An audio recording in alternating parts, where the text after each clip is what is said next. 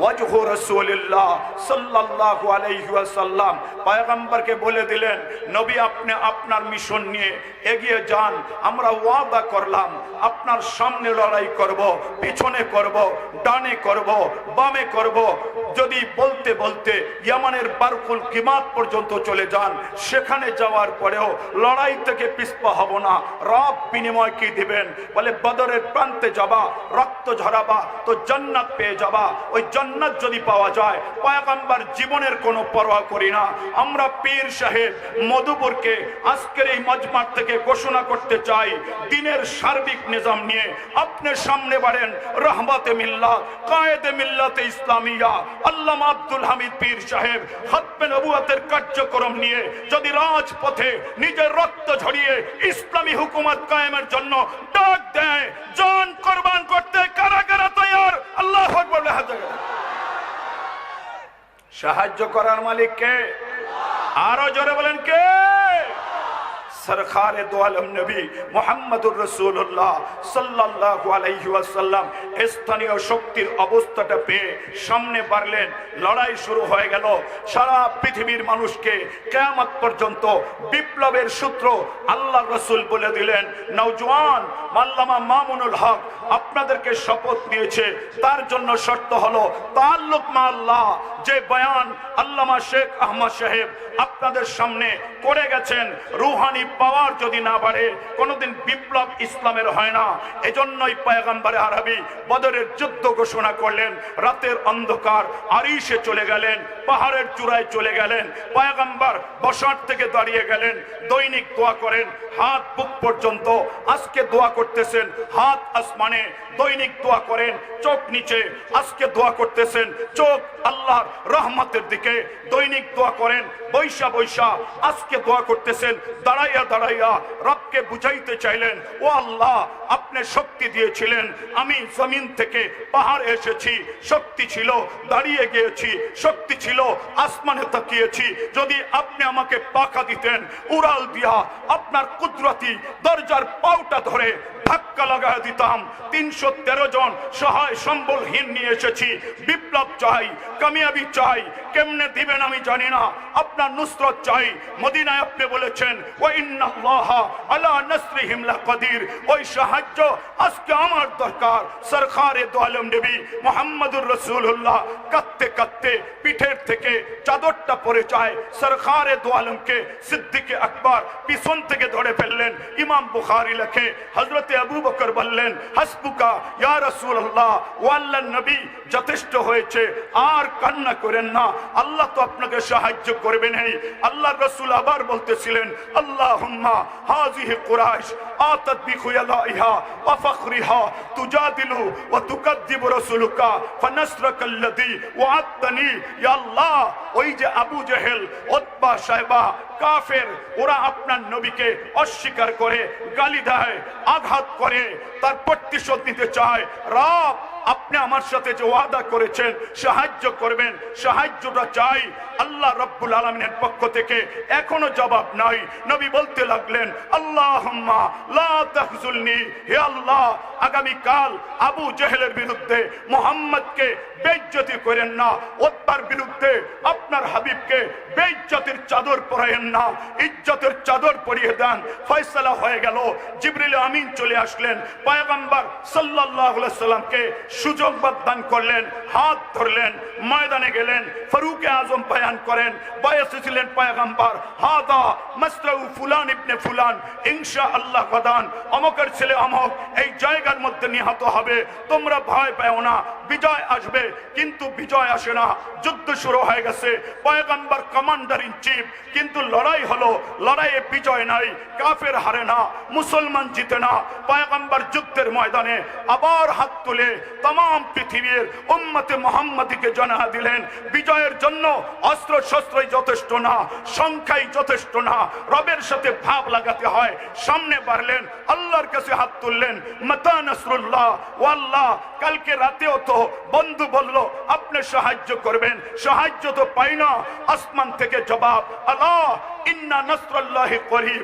ও পয়গম্বর আর একটু আগে বাড়েন, যেই জায়গার মধ্যে আপনার শক্তি শেষ হয়ে যাবে ওই জায়গার মধ্যে আল্লাহর শক্তির সূচনা হয়ে যায়। পয়গম্বর আলাইহিস সালাম সামনে বাড়তে লাগলেন, আশায় বুক বেঁধে রাখলেন। আসমান থেকে জবাব আসলো, নবী গো ফাস্তাজাবা লাকুম রাব্বুকুম বিআলফিন মিনাল মালাইকাতি মুনসিলিন। তাকায়া দেখেন 1000 ফেরেশতা আপনার জন্য আল্লাহ পাঠিয়ে দিয়েছেন। আবার পয়গম্বরকে ডাক দিলেন, ও পয়গম্বর আর একটু আগে বাড়েন, বিসালাসাতি আলাফিন মিনাল মালাইকাতি মুনসিলিন। আরো 3000 পাঠালাম। রাসূল বললেন, বন্ধু আর একটু কি করা যায় না? জবাব, ও পয়গম্বর বিখামসাতি আলাফিন মিনাল মালাইকাতি মুসাব্বিবিন। আরো 10000 পাঠিয়ে দিলাম। চিন্তা নাই, চিন্তা করবেন না। আপনার শক্তি যেই জায়গায় শেষ হয়ে যায়, রবের শক্তি সেই জায়গায় শুরু হয়ে যায়। तमाम পৃথিবীর যত জালেম ইসলামের উপরে জুলুম করেছে, ফেরাউন জুলুম করেছে, তো নদীর মধ্যে ডুবিয়ে আল্লাহ তাকে বুঝায়া দিয়েছে, আমার শক্তির পাওয়ার যখন শুরু হয়, দুর্বল পানি হাজার মানুষকে নিহত করার জন্য যথেষ্ট হয়ে যায়। নমরুদ দ্বারা রব বুঝিয়ে দিয়েছেন, ওই দুনিয়ার আলিশান শাসকেরা ভালো করে বুঝে নাও, এক মশার কামড় তুমি সহ্য করতে পারে না। যদি রবের কুদরতি পাওয়ার শুরু হয়ে যায়, এই দুনিয়ার মানুষেরা ইস্ট ইন্ডিয়া কোম্পানি ভারতে রবের সাহায্যের বিরুদ্ধে টিকতে পারে নাই, রাশিয়া আফগানে টিকতে পারে নাই। বাংলাদেশে যখন জুলুমের জোয়ার বয়ে গিয়েছিল, রাস্তা পাওয়া যায় না, ঘোরা যায় না, ইসলামের গলা টিপে দাদা বাবুদের কথায় আঘাত শুরু হয়ে গিয়েছিল। আল্লাহ আসমান থেকে যুবকদের মাধ্যমে যে বিপ্লব দিয়েছেন, এটা খুদাই নুসরাত, খুদাই সাহায্য। কথা ঠিক না ঠিক?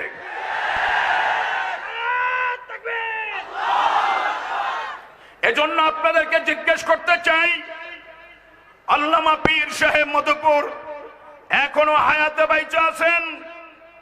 শত বাধার মোকাবেলায় বীর তর্পে এগিয়ে যাওয়ার সবক আমরা যার কাছ থেকে নিতে পারি, রবের সাথে যায় নামাজ বিছিয়ে ফেলেন। এই মজমায় আল্লামা আহমদ শবীর রহমাতুল্লাহকে আসতে দেওয়া হবে না। এলান হলো, হুজুর বললেন, আবুল কাসেম রবের কাছে খতম শুরু হয়ে গেছে, হয়তো ওই লোক দুনিয়ায় থাকবে, আর নচেত আল্লামা আহমদ শফি মক্কিনগর বয়ান করবেন। আল্লাহর কি সাহায্য! মক্কিনগর বয়ানও হলো, যিনি সবচেয়ে বড় আঘাত করেছিলেন হুজুরের কাছে দোয়া চাইতেও হাজির হয়ে গেলেন। এটা রবের সাহায্য। এজন্য আপনাদেরকে জিজ্ঞেস করি, আজকের এই মক্কিনগর মাদ্রাসার সম্মেলন থেকে শপথ গ্রহণ করতে চাই, রবের সাথে সম্পর্ক করার জন্য পীর সাহেব হুজুরের হাতে বায়াত নিয়ে আল্লাহর সাথে ভাব লাগায়া যদি আগে আমরা বাড়তে পারি, ইনশাআল্লাহ ইনশাআল্লাহ খতমে নবুয়তের হেফাজত, কাদিয়ানীদেরকে অমুসলিম ঘোষণা এই জমিনে কায়েদে মিল্লাতে ইসলামিয়ার নেতৃত্বেই হবে। কথা ঠিক না ঠিক? এজন্য যদি আপনাদেরকে পীর সাহেব ডাক দেয়, আজকে সেই সময় আমাদের হাতে নাই। মাওলানা মামুনুল হক সাহেব চলে গেছেন, এরপরেও কিন্তু আমাদের রাহবারে মিল্লাত এখনো বসা। কথা ঠিক না ঠিক? আখরি মুনাজাত করে যাব তো ইনশাআল্লাহ। এই মাদ্রাসাকে কারা কারা আপন মনে করবা? দুই হাত তুলে আল্লাহু আকবার। আজকের এই বিশাল মজমা, কে ভেবেছে যে মক্কিনগরের একটা অজ পারাগার মতো জায়গা পড়ে আছে, যেই জায়গার মধ্যে হুজুরের বরকত, রুহানি বরকত। আমি 25 বছর হুজুরকে দেখেছি। হুজুর বলতো কদম আলী মস্তান বিশাল বড় মাজার করছে, ওটারে দুর্বল করার জন্য এই এলাকায় একটা মাদ্রাসা হওয়া দরকার। আল্লাহর কি মেহেরবানি, কাছাকাছি এমন এক মাদ্রাসা করে দিলেন। বাংলাদেশের বয়ানের জগতে এমন কোন নক্ষত্র নাই যা এই মজমায় হাজির হয় না। কথা ঠিক না ঠিক? এতে আপনারা খুশি না বেজার? রবের সাথে সম্পর্ক লাগাইয়া আগামী দিনের বিপ্লবের জন্য প্রস্তুতি গ্রহণ করতে হবে। যুবক তোমার রক্তের বড় দাম। আমি জিজ্ঞেস করতে চাই, ইসলামী হুকুমতের জন্য, কাদিয়ানীদেরকে অমুসলিম ঘোষণার জন্য পীর সাহেব মধুপুর্তদি তোমাদেরকে ডাক দেয়, জান দিয়ে, মাল দিয়ে, রক্ত দিয়ে, শাহাদাতের তামান্না নিয়ে শাহাদাতের ঈদগাহে গিয়ে লড়াই করতে কারা কারা তৈয়ার? আল্লাহু আকবার বলে হাত জায়গা দেখো। সাহায্য করার মালিক কে? আরো জোরে বলি কে? আল্লাহ যেন হযরতের নেক হায়াত আরো বাড়ায়া দেয়, বলেন আমিন। এই মাদ্রাসা যেন কবুল করেন, বলেন আমিন। আমার ভাইরা, এই মাদ্রাসায় যদি আমরা একটু সহযোগিতা করি তো বিপ্লবকে সহযোগিতা করা হয়, কথা ঠিক না বেঠিক? আপনারা এই মাদ্রাসার আপন মনে করবেন না ইনশাআল্লাহ? কারা কারা দুই হাত তুলে আল্লাহু আকবার, জোরে সোরে আল্লাহু আকবার। আমি আপনাদেরকে একটা অনুরোধ করবো বয়ানের শেষ অংশে, এই মাদ্রাসার জন্য লম্বা একটা খরচ হচ্ছে। দুপুরবেলা সবার মেহমানদারি। এই অবস্থার মধ্যে উচিত ছিল মাগরিবের পরেই আপনাদের কাছে মাদ্রাসা কর্তৃপক্ষ কিছু চাইবে, কিন্তু আল্লামা মামুনুল হক দামাত বরকাতুহুম, আগে মনে করতাম শেখুল হাদিস আল্লামা আজিজুল হক নেই, কে ইসলামের পক্ষে কথা বলবে? আগে মনে ভয় হয়তো মুফতি ফজলুল হক আমিনী নাই, ইসলামের বিপক্ষে কে গর্জন ছুটবে? আজ আল্লাহর সেই আমানত আল্লামা মামুনুল হক, কথা ঠিক না বেঠিক?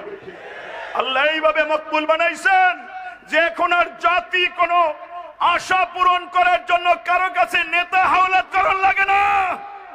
দোয়া করা দরকার যেন আল্লাহ রাব্বুল আলামিন সকল মুসিবত থেকে রাহবারকে হেফাজত করেন, বলেন আমিন।